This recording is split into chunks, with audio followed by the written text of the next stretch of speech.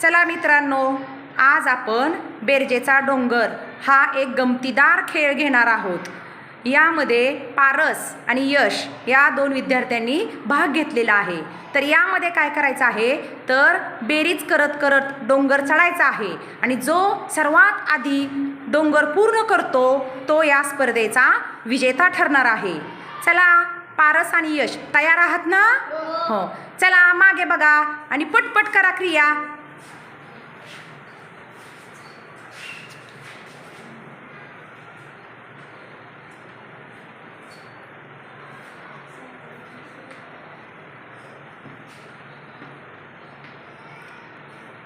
छान, पारसने यशपेक्षा कमी वेळामध्ये हा डोंगर पूर्ण केलेला आहे, त्यामुळे या स्पर्धेचा विजेता आहे पारस। यामुळे बेरजेचा सराव चांगल्या प्रकारे होतो।